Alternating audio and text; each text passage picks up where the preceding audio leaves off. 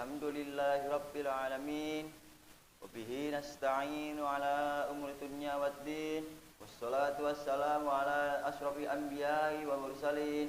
Sayyidina wa habibina wa syafi'ina wa qurrati a'yunna sayyidina wa maulana Muhammadin sallallahu alaihi wasallam, amma ba'du. Puji syukur atas kehadiran Allah Subhanahu wa taala yang telah memberikan kepada kita nikmat sehat walafiat, dan insyaallah kita masih dalam keadaan berpuasa. Salawat serta salam tak lupa kita haturkan kepada junjungan kita Nabi besar Muhammad sallallahu alaihi wasallam beserta para keluarganya, para sahabatnya, dan mudah-mudahan kita sebagai umatnya diakui di yaumil qiyamah nanti. Amin amin ya rabbal alamin. Yang kami hormati dan kami muliakan ceramah kita Kiai Dr. Handes Zainuri Anwar MAG, yang kami hormati Ketua Remaja Nurul Huda dan ibu-ibu pendamping serta peserta pesantren Ramadan yang kami cintai.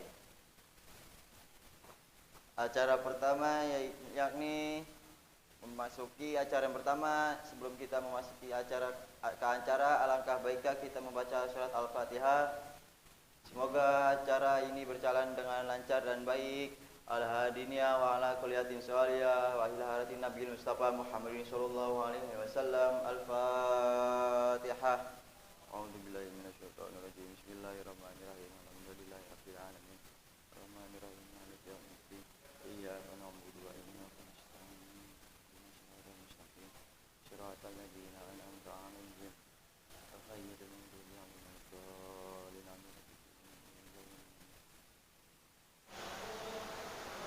Langsung saja meningkat acara berikutnya, yaitu tausiah dan sekaligus doa penutup yang akan disampaikan oleh guru kita Kiai Haji Dr. Handes Zainuri Anwar MAG, yang bertema menyempurnakan akhlak di era modern 4.0. Kepada beliau waktu dan tempat kami persilakan. Shallu ala Nabi Muhammad. Bismillahirrahmanirrahim. Assalamualaikum warahmatullahi wabarakatuh.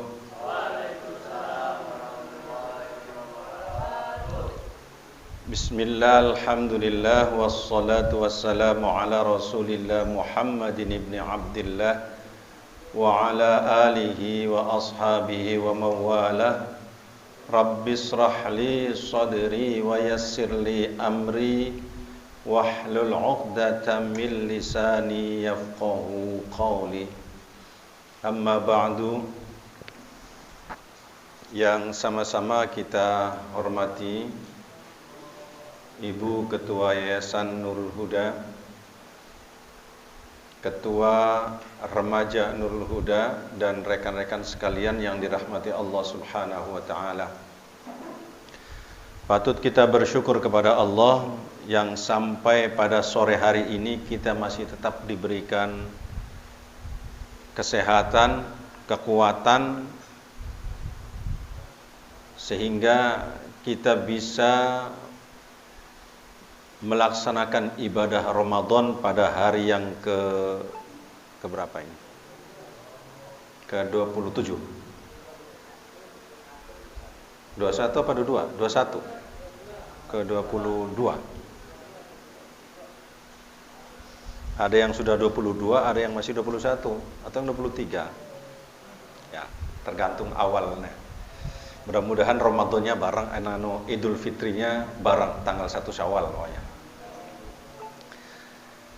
Rekan-rekan sekalian, terus terang saya dikasih judul ini paling sulit dari guru-guru yang lain.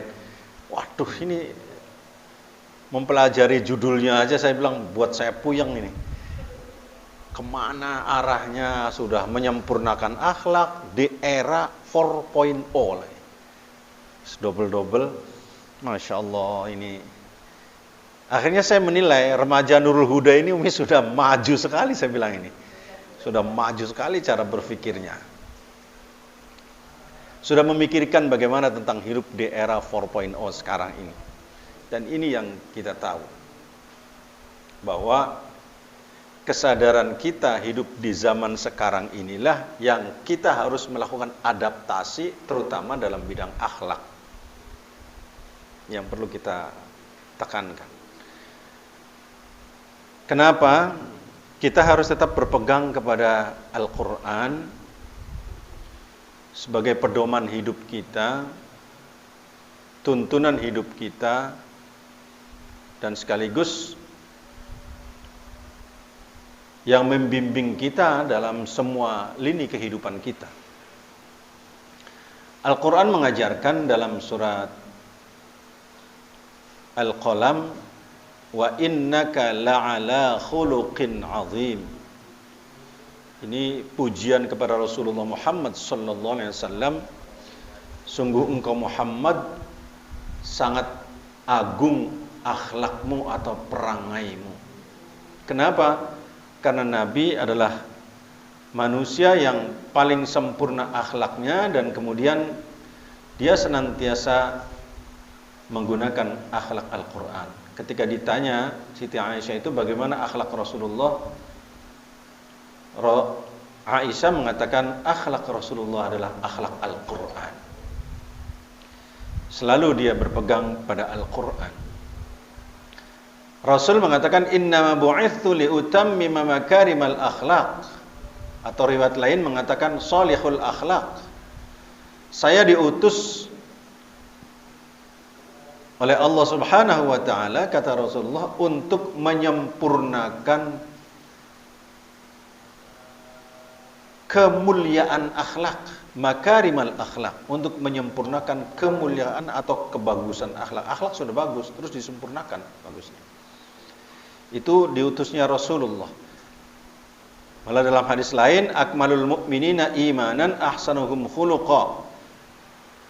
Mukmin yang paling sempurna itu, akmalu paling sempurna mukminina, sapa mukminina orang-orang yang beriman itu imanan, keimanannya, ahsanuhum khuluqa, yang paling baik adalah akhlaknya. Orang yang beriman itu disebut sempurna karena kebaikan akhlaknya. Tujuannya adalah akhlak.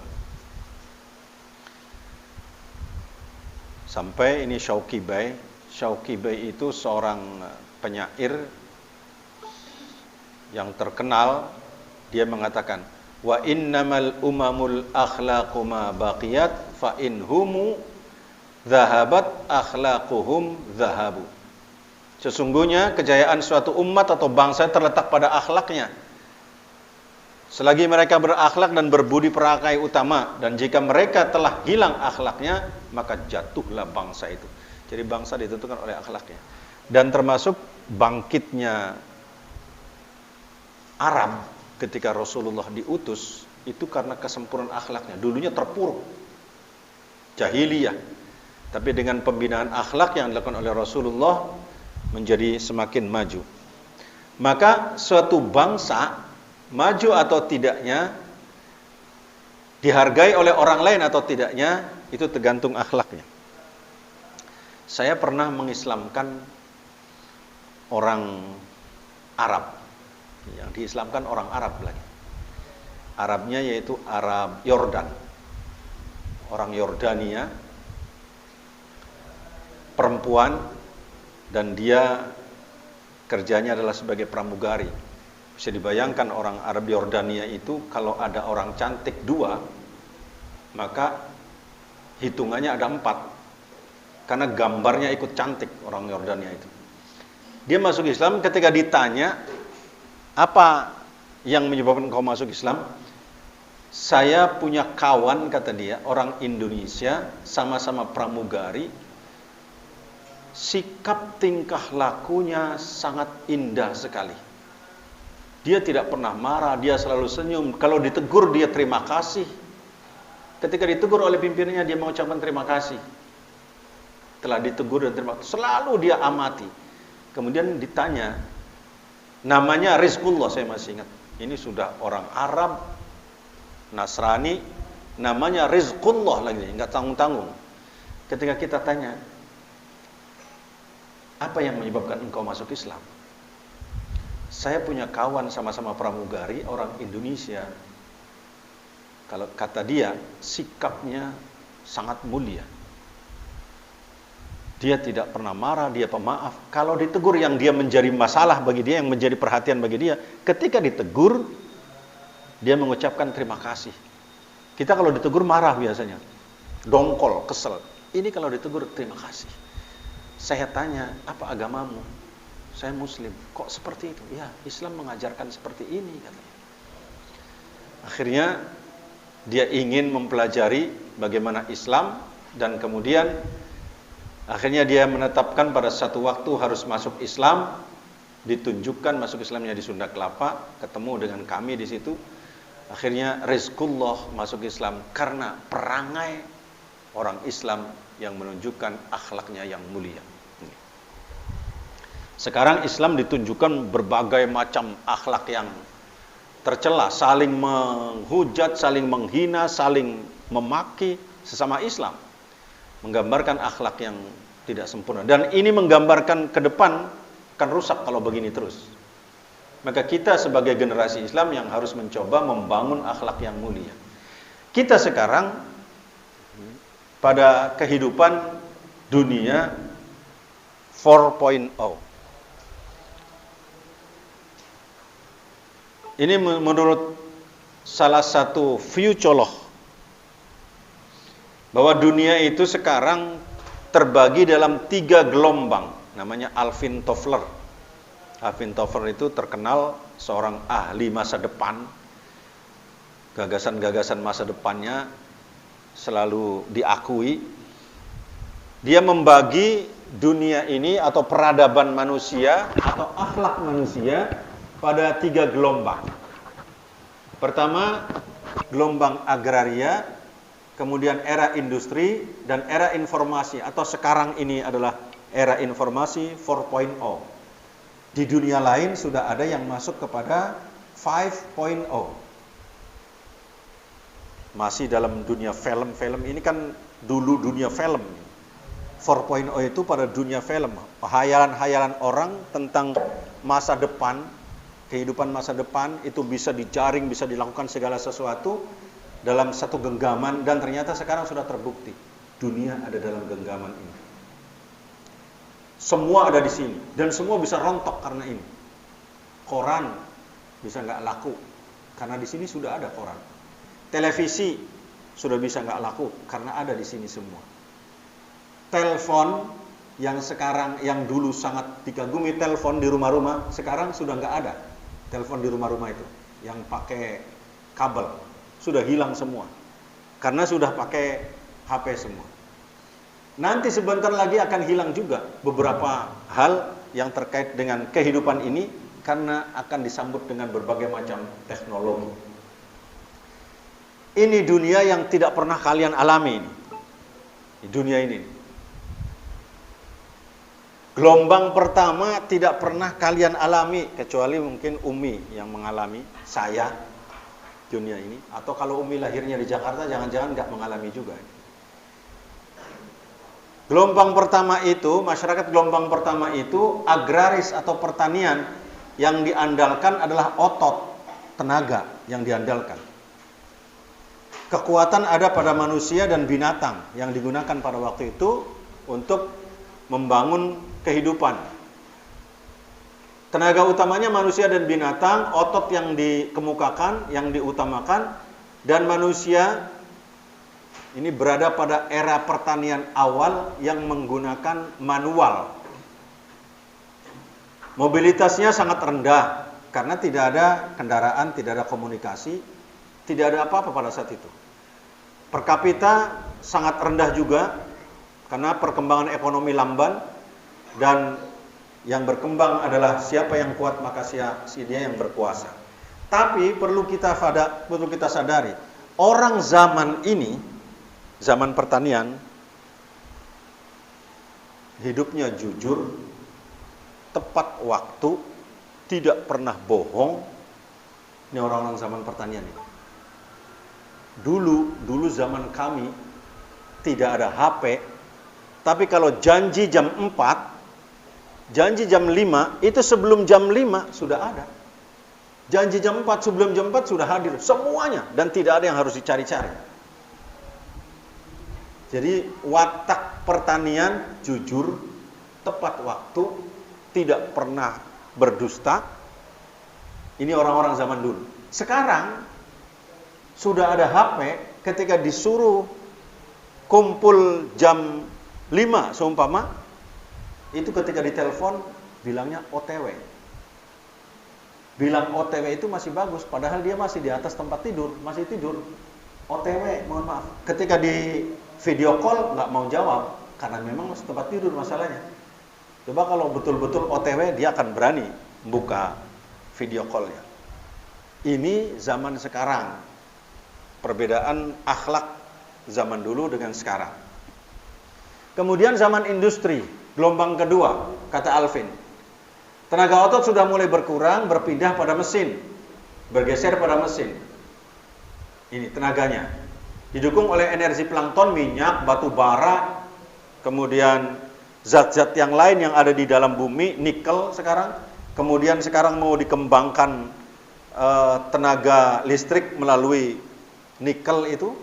Sehingga ke depan nanti berbagai macam sumber kekuatan yang sifatnya physically akan hilang, didukung, diganti oleh sumber energi di situ.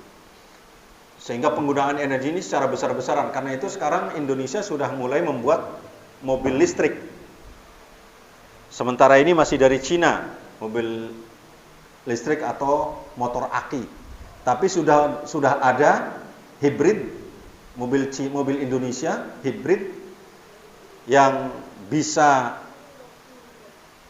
aki, bisa minyak, double masih. Karena belum bisa jarak jauh menggunakan akinya. Ini adalah perkembangan dan ini akan berubah wajah kita, merubah akhlak kita dalam segala sisi pergaulan kita. Mobilitas manusia dan barang sangat cepat. Ini mulai cepat pada gelombang kedua ini karena sudah ada teknologi, komunikasi sudah ada. Pada periode ini sudah mulai ada perubahan hukum, perubahan akhlak. Kawin bisa jarak jauh. Nikah lewat telepon jarak jauh. Waktu itu belum ada Zoom, belum ada video. Baru ada telepon. Tapi orang sudah ada yang menggunakan nikah jarak jauh. Suaminya masih kuliah di Amerika, istrinya ada di Indonesia. Waktunya sudah nikah, takut direbut oleh orang lain, akhirnya nikah dengan telepon. Waktu itu fikih Islam mulai ditantang, akhlak kita sudah mulai berubah, watak-wataknya. Ini belum ada Zoom, belum ada video, baru ada yang namanya telepon. Tapi sudah menggunakan suara, betul ini suaranya Adi dari Jepara. Adi ada di Jepara. Perempuannya ada di Jakarta. Ya, semua orang itu suaranya Adi. Ya, itu suara Adi. Adinya juga mendengarkan suara perempuannya. Ya, itu suara calon istri saya. Begitu sudah sama-sama diketahui suaranya, maka terjadi pernikahan. Pada gelombang kedua. Gelombang ketiga ini lebih maju lagi, gelombang ketiga. Dan kita ada di dalamnya. Makanya wajar ini. Remaja sadar betul bagaimana kita menyempurnakan akhlak di gelombang ketiga ini. Zaman 4.0. Mobilitas informasi berjalan sangat cepat. Bukan cepat hanya, sangat cepat mobilitas informasi. Sampean di detik ini ngerekam, kirim ke Google, kirim ke Facebook, kirim ke WA, kirim ke Instagram, kirim ke Telegram, kirim ke apa lagi? Twitter, YouTube. Saat itu juga semua dunia bisa tahu dalam waktu yang sangat singkat dan cepat. Ini gelombang ketiga 4.0 yang sedang kita jalani sekarang ini dan kita ada di dalamnya. As'ad, kamu nangis, direkam oleh kawannya, dikirim ke YouTube, seluruh dunia tahu kamu nangis pada saat ini. Tahu semua. itu zaman sekarang yang sedang terjadi, yang dialami oleh kita, yang kita ada hidup di dalamnya. Sangat cepat dan efisien penyebaran itu. Kalau dulu ngirim surat, kirim apa itu ya menggunakan, sekarang saking efisiennya itu, kalau dulu undangan nikah pakai apa? Undangan nikah. Pakai surat undangan nikah itu. Sekarang nggak perlu ternyata, cukup dengan elektronik, undangan elektronik. Bahkan di situ sudah pakai video, dari mulai gambarnya, undangannya, ada musiknya, kemudian kita bisa hadir atau tidak, sudah bisa mengisi di situ, sudah bisa diterka kita akan hadir atau tidak, jumlah yang akan hadir berapa orang sudah tahu. Ini dengan adanya gelombang ketiga ini, dari undangan pernikahan, lebih cepat. Kalau dulu satu persatu dikirim, datang kemana-mana, belum ada orangnya, nggak sampai. Tapi sekarang cukup dari rumah saja undangan bisa sampai dalam waktu yang secepat-cepatnya, dalam waktu yang singkat. Itu dunia teknologi. Dan kita akan terpengaruh pada kehidupan seperti itu, akhlak kita. Mobilitas manusia dan barang semakin meningkat. Ini. Dulu kita kalau kelaparan di dalam rumah sendirian, diam. Tahan perut kita, ke dapur nggak ada makanan, ke depan nggak ada makanan, orang jualan nggak ada. Sekarang apa yang terjadi? Pegang HP, GoFood, pesan, dalam waktu singkat datang makanan itu ke rumah kita. Tanpa kita harus keluar rumah. Apa kita bayar? Enggak. Bayarnya lewat HP juga. Lewat HP bayar. Ini yang sedang terjadi. Terjadi. Dan ini nyata dalam dunia kita. Seolah-olah kita tidak nyata, tapi nyata dalam dunia kita. Dulu yang namanya fikih, bahwa jual beli itu harus kelihatan barangnya. Kelihatan barangnya, ada akadnya di situ. Tapi sekarang, barangnya nggak tahu kita. Pokoknya saya pesen nasi goreng spesial. Seperti apa nasi gorengnya, pesen aja pokoknya. Hanya lihat gambar-gambar aja di situ. Hanya gambar, pesen klik nasi ini. Datang nasi itu. Tinggal bayar di situ. Ini kita nggak terasa kalau kita hidup di zaman seperti ini. Dan ini akan merubah watak kita, akhlak kita. Nanti bagaimana perubahannya, kita akan lihat. Diperoleh energi alternatif yang dapat didaur ulang. Baterai bisa didaur ulang energinya. Bisa hidup lagi, disetrum malahan. Bisa hidup lagi, sudah habis, sudah mati, setrum. Kalau As'ad sudah mati, mati aja. Kalau kita manusia mati, ya sudah nggak bisa disetrum lagi. Tapi energi sekarang mati, setrum, bisa hidup lagi. Bisa bangkit lagi. Produktivitas pangan semakin meningkat dengan penggunaan bioteknologi. Dulu yang namanya nanam harus di tanah. Sekarang nanam tidak perlu di tanah. Teknologi semakin maju. Di air saja, asal airnya dikasih zat sesuai dengan kebutuhan pohon itu, hidup. Apa namanya itu? Sekarang itu nanam di paralon itu, paralon besar, isinya hanya air, hortikultura atau apa? Ini nggak ada yang tahu masalah. Saya lupa masalahnya itu.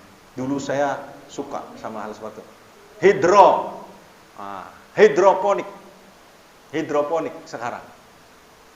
Hidroponik itu ternyata hasilnya lebih higienis, ditanamnya cepat, tumbuhnya cepat, dan tidak membutuhkan tanah, di tembok-tembok bisa, yang penting kasih paralon, dan itu kehidupan sekarang.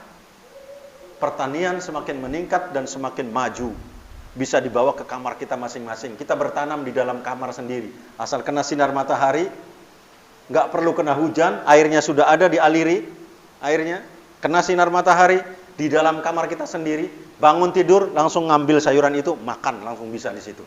Manusia. Begitu dunia sekarang yang sedang terjadi di hadapan kita dan dialami oleh kita. Industri mekanik berubah menjadi industri program. Yang dulunya kayak mesin ketik dan sebagainya, sekarang enggak, pakai laptop, program sudah. Dulu tak tok, tak. Apalagi yang belum hafal 11, yang belum hafal 10 jari, pakainya 11 jari, tok, tak, tok. Sekarang seperti itu. Dulu seperti itu, sekarang enggak.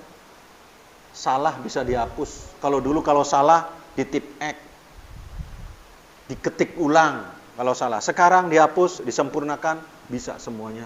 Ini zaman teknologi sekarang. Termasuk akhlaknya manusia akan berubah seperti ini. Akhlak.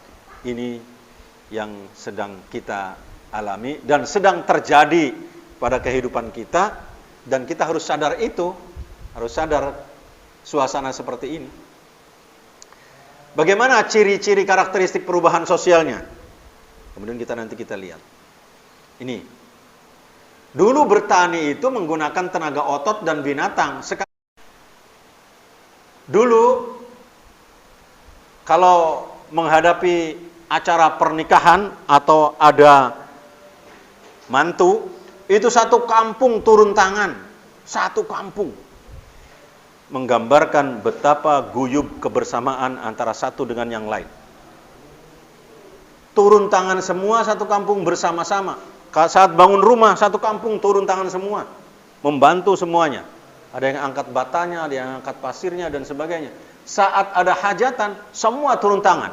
Ada yang bersihkan, ada yang nyapunya, ada yang menyiapkan kursinya, ada yang masaknya, ada yang nyari bahan-bahannya. Semua itu oleh manusia. Sekarang dengan zaman seperti ini ada I.O. Apa I.O. itu? Event organizer. Yang suka melayani acara-acara kegiatan. Mereka semua tackle. Dan teknologinya mereka semua. Akhirnya apa? Tetangganya tidak laku dari rumah itu. Tetangganya tidak laku. Kehidupan semakin individu di situ. Kehidupan semakin individu. Nggak terasa kita kalau kehidupan semakin individu padahal di situ. Menyingkirkan tetangga kita. Tapi ini tuntutan. Dan ini zaman. Kalau kita nggak mengikuti, ya sudah. Akhirnya kita tertinggal di situ. Akan tertinggal. Karena itu kehidupan akan berubah. Akhlak pun akan berubah. Sikap mental berubah. Cara menafsirkan sesuatu akan berubah di sini. Ini perubahan dalam pola hidup kita. Dalam jual beli, kita lihat. Dalam jual beli, kita lihat. Dulu jual beli itu antara pembeli dan penjual ketemu. Duitnya langsung cash. Sekarang enggak. Penjualnya siapa, pembelinya siapa, enggak ada yang kenal satupun. Pokoknya kita adanya hanya di layar HP, layar laptop, kita bisa beli segala sesuatu. Yang jual siapa? Enggak ada yang tahu yang jual itu siapa. Apakah hantu atau manusia? Enggak kenal. Ini yang terjadi pada kehidupan sekarang. Perubahan mental, perubahan akhlak kita dalam kehidupan kita sekarang ini. Cara belajar. Dulu belajar full mendengarkan guru. Full mendengarkan guru. Sekarang enggak, guru ngomong sebentar, bab ini tolong buka, pelajari, kemudian baca di situ, dan melalui komputer semuanya kita belajar. Apalagi kemarin kena COVID. Semua belajarnya melalui Zoom. Semua belajar melalui Zoom. Ada atau tidak ajar sinyal, pokoknya Zoom itu yang dikedepankan. Zoom itu. Ini proses yang terjadi sekarang ini dalam kehidupan dunia yang semakin maju, dunia yang semakin modern. Kalau kita tidak bisa beradaptasi, sekali lagi, kita nanti justru akan digilas oleh kehidupan seperti ini. Saya yakin tidak ada yang kenal permainan ini. Orang sekarang. Nggak ada yang permainan lompat-lompat. Dulu anak-anak kita itu keker-keker kakinya, tangannya. Karena mereka mainannya lompat-lompat. Seperti ini. Permainan ini perlu kita ketahui. Permainan seperti ini perlu kita ketahui. Adalah membentuk watak yang sportif. Sportif watak kita. Tidak ada yang curang. Karena semua orang bisa ngelihat. Yang namanya lompat nggak nyampe, ya nggak nyampe, sudah. Nggak bisa direkayasa. Tapi dengan teknologi semua bisa direkayasa. Teknologi itu. Yang namanya naik apa ini namanya dulu? Sampai lupa saya sekarang namanya. Apa? Egra. Ini Egra. Bahasa Indonesia Egra itu, bahasa Jawanya apa ya?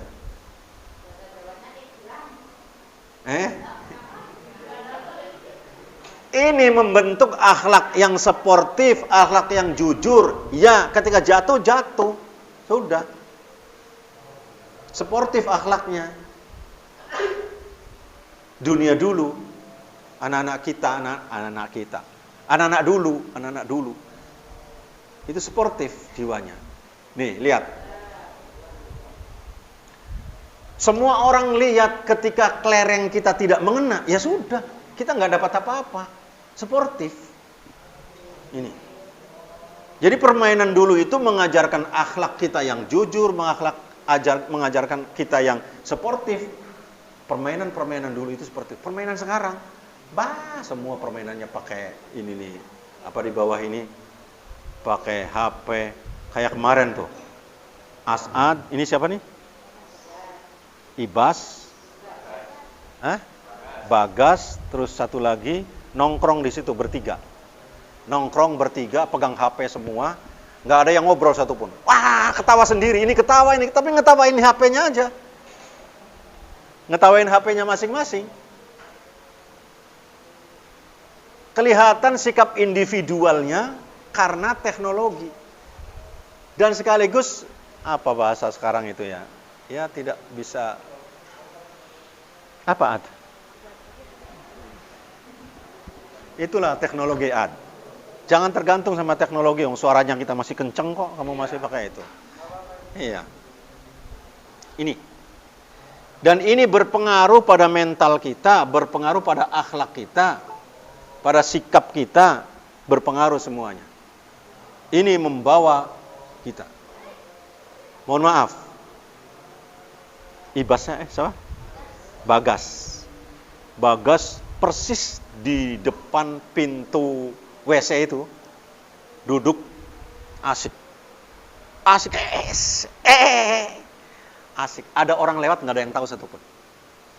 Ditegur, gas. Individualistiknya sangat muncul ketika kita sudah terkait dengan itu bukan hanya Ibas, tapi hampir semua manusia. Di rumah, ini nggak saya tampilkan, ada foto yang tidak sopan. Wakil presiden, menteri, terus ada siapa lagi, duduk bersama, tapi semua main HP. Itu pernah di-shooting dan itu pernah sempat beredar. Bisa dibayangkan. Pejabat negara kelas nomor 1 itu ketika terpengaruh oleh teknologi, main masing-masing, bosen ngobrol dengan yang lain. Mungkin bosen. Ini pengaruh dari sebuah teknologi yang sekarang sedang berkembang, merasuk pada kehidupan kita. Dan kita harus sadar, kita sedang terkikis itu. Maka kita harus apa? Bagaimana mengadaptasikan dan bagaimana melakukan untuk tidak terpengaruh secara berlebihan, sehingga kita rusak nantinya. Cara belajar, dulu saya pakai menggunakan apa? Papan tulis, sekarang menggunakan ini, Infocus. Papan tulis dulu, tulis satu persatu. Sekarang menggunakan Infocus. Tadi rapat tadi dipimpin oleh ketua panitia zakat, tidak menggunakan Infocus, tidak menggunakan tulisan, menjelaskannya susah. Menjelaskannya itu susah. Karena apa? Orang sudah terbiasa ngelihat halaman ini nih, ini yang mana ini itu. Antara ini dengan di sana dengan ini yang di sini berbeda. Tidak nampak. Karena tidak terbangun komunikasi. Coba kalau ada di situ seumpama tipe A, kertas tipe A, di sana buka tipe A, baru akan ketemu. Tapi karena apa? Poin-poin atau gambaran komunikasinya belum tertulis sehingga akan kesulitan. Tapi ini semua orang bisa melihat. Teknologi semakin memudahkan, tapi bahayanya juga semakin memprihatinkan pada kehidupan kita. Nah ini perubahan nilai yang terbangun akibat teknologi. Orang sekarang yang hidup di zaman era 4.0 ini, sekarang ini, pikirannya semakin terbuka terhadap informasi-informasi baru. Semakin terbuka pikirannya orang sekarang. Kalau dulu kita mengatakan iya selesai, sekarang enggak. Ada pertanyaan, kenapa, bagaimana dan sebagainya. Karena kita sudah dimasuki oleh informasi-informasi lain yang membuka wawasan kita, membuka gambaran kehidupan kita, sehingga ketika menghadapi segala sesuatu kita bisa mengembangkan pikiran kita dengan terbuka dan bebas. Ini yang dampak positif dari sebuah teknologi informasi globalisasi yang kita sekarang ada di dalamnya. Memiliki kesanggupan membentuk dan menghargai opini. Apa opini itu? Opini apa opini? Pendapat orang lain. Ini opini. Opini itu pendapat saya, begini, dihargai sekarang. Kalau dulu, udah kamu diam aja. Dulu kita bisa mengatakan, sudah diam. Ini urusan pimpinan kita. Jadi dalam sebuah organisasi yang lebih banyak dulu ya otoriternya, tapi sekarang lebih banyak bagaimana difikirkan bersama dalam kehidupan itu. Karena kita sudah terbuka. Kepemimpinan juga berubah.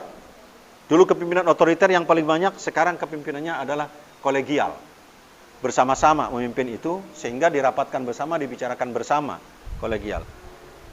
Dulu enggak. Maka kehidupan kita sekarang seperti itu. Orientasinya masa depan, sudahlah, nggak usah mikir-mikir yang dulu-dulu.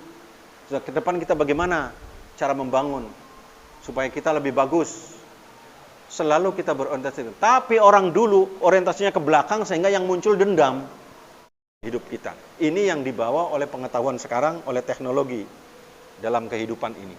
Termasuk kita dalam berorganisasi dan beragama tentunya. Melakukan perencanaan, segala sesuatunya direncanakan. Kalau dulu enggak ada perencanaan. Sudahlah, ayo kita ini, sudah selesai.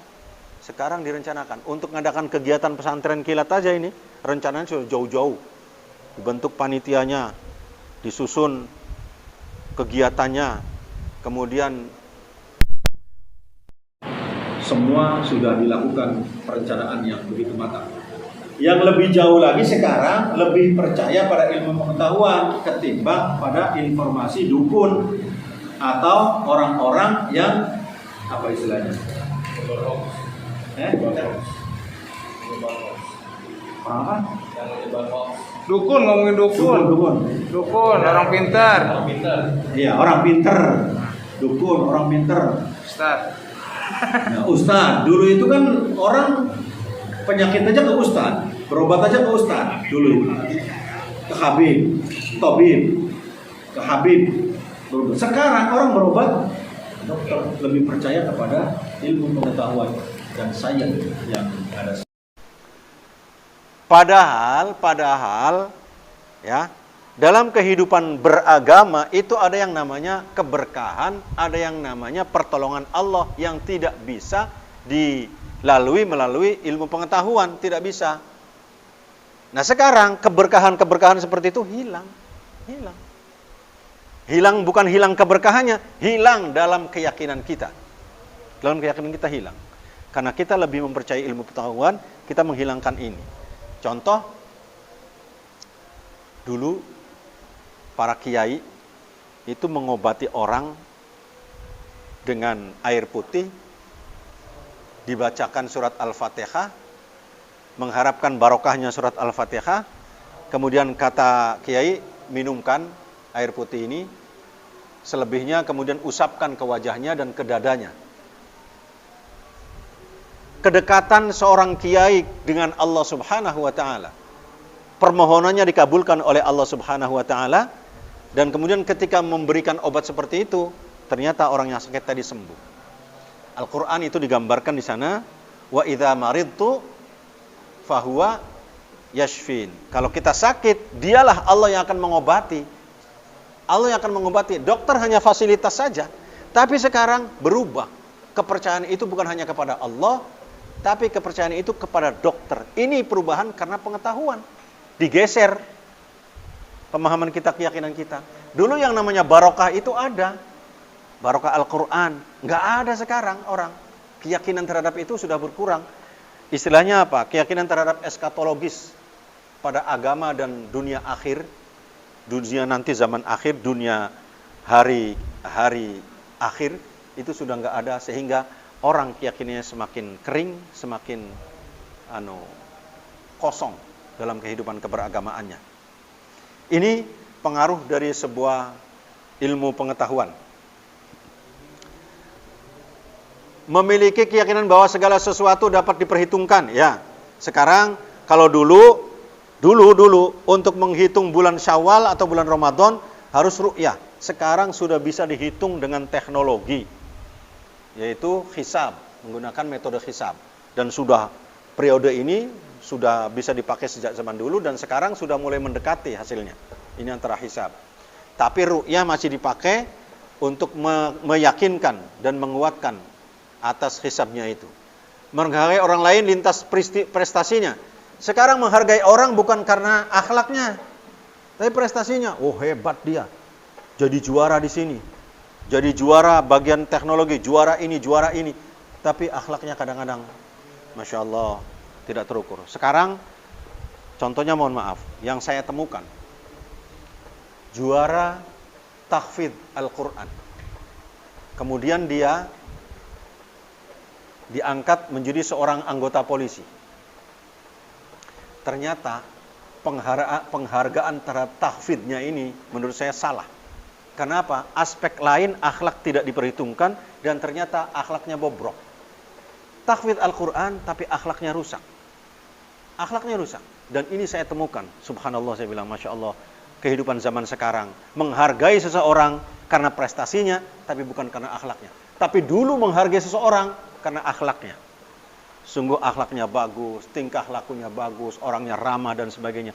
Sekarang sudah bergeser prestasi yang dikejar. Karena memang itu tuntutan dunia teknologi sekarang, prestasinya. Akhlak sekarang bisa direkayasa, bisa dibuat-buat. Kalau lagi dinilai, kita pura-pura bagus. Tapi di luar, setelah dinilai, kita kurang ajar lagi. Ini perubahan akhlak yang ada sekarang. Memiliki perhatian terhadap persoalan politik dan dalam masyarakat. Ya sekarang ibu-ibu saja sudah berpolitik, teriak-teriak, Pak Jokowi turun dan sebagainya. Itu diviralkan lagi.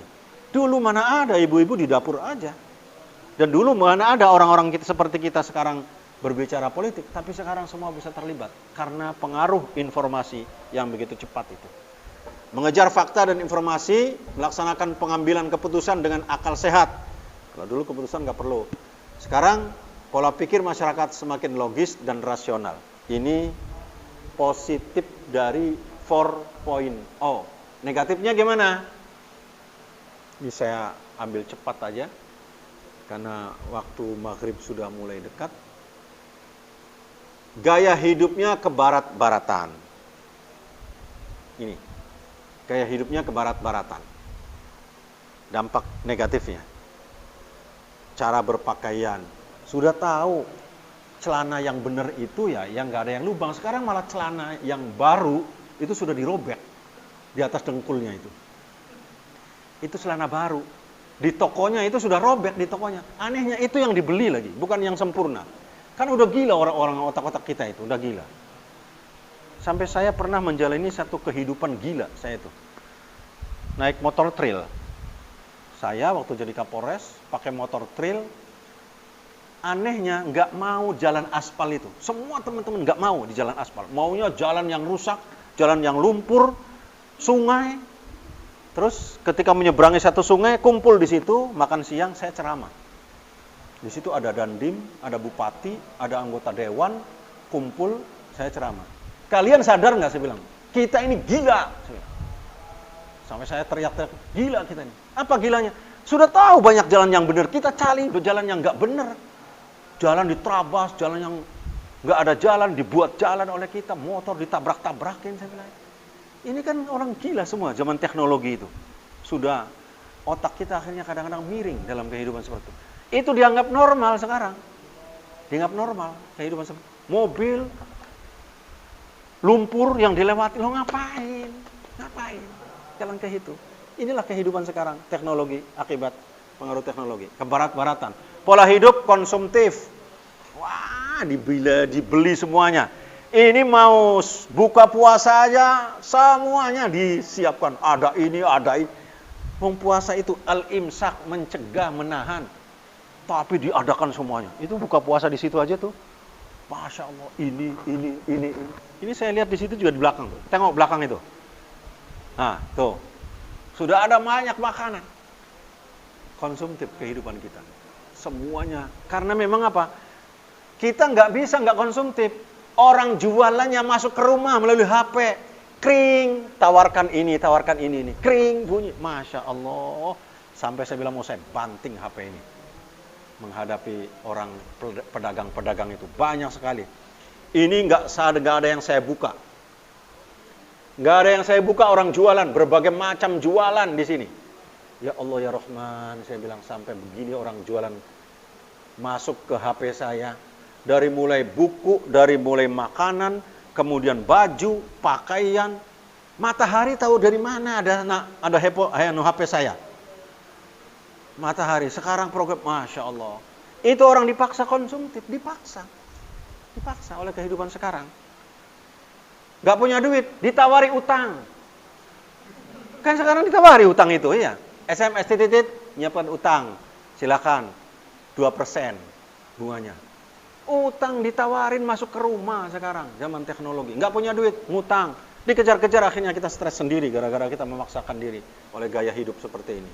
Individualistik dan kesenjangan sosial semakin nampak dalam kehidupan ini. Lalu bagaimana kita menerapkannya? Ini tantangan kita. Akibat teknologi itu, fashion menantang kita, food mempengaruhi kita, film juga merubah watak kita, free thinking, bebas berpikir kita, dan kemudian finance, ekonomi kita juga dipengaruhi oleh dunia luar. Ketika perang katanya, antara Ukraina dengan Soviet, minyak goreng menjadi langka. Itu terpengaruh pada kehidupan kita. Dunia semakin menyatu di sini akibat teknologi dan informasi itu. Finance kita tercabik-cabik. Free sex, bebas orang. Saya buka tafsir At-Tabari di Google. Surat Al-Fatihah, tafsir At-Tabari. Muncul tafsirnya. 2 detik kemudian nongol gambar perempuan telanjang. Innalillahi. Lagi buka tafsir seperti itu. Ini kehidupan bebas dalam dunia informasi, dunia teknologi. Itu iklannya seperti itu dalam kehidupan kita sekarang. Kita masih nutup-nutupi, nggak bisa. Ngejar dia, ngejar kita, ngejar HP kita. Ya Allah ya Rahman, saya bilang mau sembunyi di mana saya ini dari orang-orang seperti itu. Kita baca kitab tafsir, nongol gambar itu. Kita hapus, terus dia bertanya, ada kenapa iklan ini? Terus kita minta jawaban lagi. Apakah menutupi aspek lain, tidak sopan, suruh milih. Ya Allah ya Rahman. Kita kok dipengaruhi oleh kehidupan teknologi seperti itu. Ini kehidupan kita, sadar atau tidak, sedang dirubah akhlak kita seperti itu. Dirubah cara kita hidup. Ini. Kemudian friksi. Friksi juga terjadi sekarang. Diadu domba kita oleh orang lain dengan paham-paham yang lain. Bid'ah, haram, kemudian kafir. Terus kita diadu domba dalam konteks-konteks seperti itu sehingga kita tidak sempat berpikir normal, tidak sempat kita mengadu kebersamaan di antara kita. Maka yang harus kita bangun, tetap kita berpegang pada Al-Quran, yaitu akhlak Al-Quran. Ini yang harus kita pegang. Jam berapa maghribnya? Nanti kalau sudah bedug maghrib, kasih tahu ya, buka forum pertanyaan. Kalau sudah bedug maghrib. Ini karena saya dipancing oleh remaja suruh membahas tentang 4.0 ini. Panjang 4.0 ini makanya itu. Al-Quran memberikan gambaran ini, Al-Quran ya. Al-Quran, akhlak yang baik pertama jujur. Yang dulu ada, sekarang kejujuran susah dicari. Dicari kejujuran sekarang susah. Ada di mana kata Bang Ade. Sudah siap belum? Belum Bang, kabelnya belum ada. Itu padahal kabelnya ada, dianya nggak ada di tempat. Kita tahu karena ketuanya ada di sana. Ya asal ngomong, asal jawab. Polisi pun banyak yang seperti itu. Banyak. Masya Allah. Santri sama kiainya bohong begitu. Nggih kiai, nggih empun padahal dia masih entah di mana. Ini akibat pengaruh sebuah teknologi, orang bisa bohong, tidak jujur dalam kehidupan.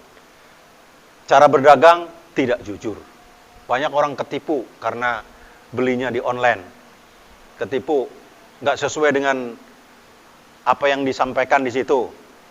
Itu kipas angin gambarnya gede karena di shot motonya gambarnya gede.